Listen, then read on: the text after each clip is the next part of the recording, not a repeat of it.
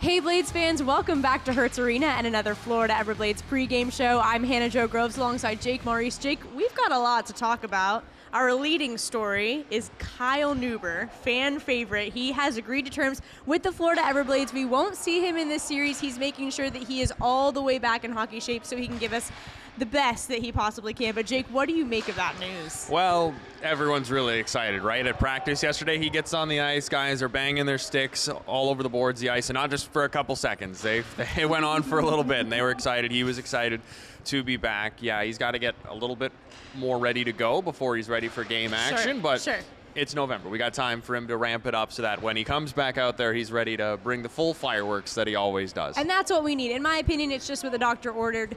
As the Blades are still looking for their first regular season home win, the morale will boost a little bit with Kyle Neuber around. I really do think so. So speaking of that, though, the Blades aren't bad on the road. Oh, yeah. 4-1 on the road and a great win on Sunday against the Wichita Thunder. Can you kind of take us through what made that win so great? Well, we had two games before it that were tight, both 2-1 games. Wichita won the first, Florida won the second. Third one, another tight defensive battle, Blades. They give up a goal early in the third period in a game where they'd been playing really well, but they didn't get shaken up by it. They just kept pushing, and then with the goalie pulled, Carson Gisevich there at the side of the net to tie it. You get into overtime, you get a power play in overtime, and you capitalize on it with Gianfranco Casero scoring the OT winner. So it was just a really fun series. All the games were close. Wichita was a really good team, which did help with the enjoyment of it just as a product in general, but Florida was slightly better and comes away with the win. How many seconds were left in regulation when Carson scored that goal? 1:15, so not a lot of room for error on that. And it's kind of was reminiscent of last year where the Blades were very good early in the season at coming back in games when they were down trailing in the third period. Yes. They do it twice in Wichita. Yes. First one, they scored a minute into the third, so it wasn't quite the same comeback, but they still scored. It was Gisevich again who scored late to get the Friday win, and then he scores late on Saturday to tie the game.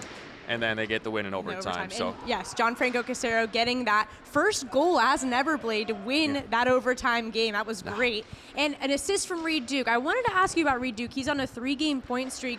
How have you liked how he's been fitting into this new team he's on? He's been excellent. I mean, he's a great character guy. He's always driving every shift. He leads the entire league in shots with 34 so far this year, and he was waiting for that first goal. He was shooting everything towards the net, right?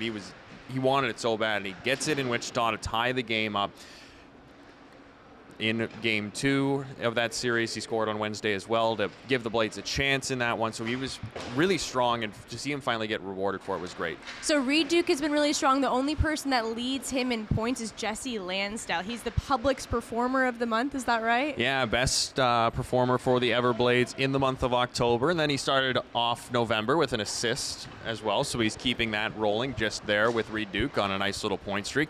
He's just a very consistent player. He was the main catalyst for getting those first 2 wins of the season against the Solar Bears, particularly the one on opening night where he had a pair of power play goals. And he's just always noticeable. He's a very physical player. He's a very physical player, so he always brings that.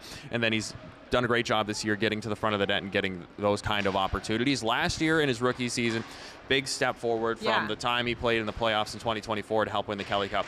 He comes out the year after, had about a half a point per game, like 1 point every 2 games. Right. Now he's almost a point per game, so he's really showing good improvement. Yeah, he's year by year he's improving. Love it. And all that while still being a physical monster out there. So as we mentioned earlier, the Blades are still looking for their first regular season home win. And tonight we're up against the Fort Wayne Komets. So Jake, give us the direct effect marketing 3 keys of the game. How do we get this win? Well, you want to stay ahead of Fort Wayne. They've been undefeated in games where they've led after the first period, and they're undefeated in games where they lead after the second period. So when they play with a lead, they know how to finish off a game. They're 5-1 to start the year. You don't want them to continue feeling good about themselves. Get on them early, and with that, you need a fast start here tonight.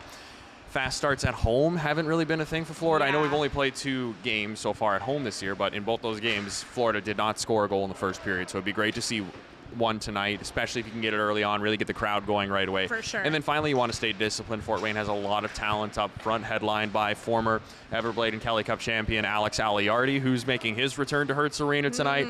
You don't want to give talented players like that too many opportunities. Stay smart in between the whistles, and don't put your team on any dumb penalty kills, and you're going to be in a good position to get the win tonight. I love it. Well, we're ready for that first regular season home win. Tonight could be the night. We're hoping for it. So next up, we've got warm-ups, and then it's the Fort Wayne Komets versus your Florida Everblades. We'll see you there.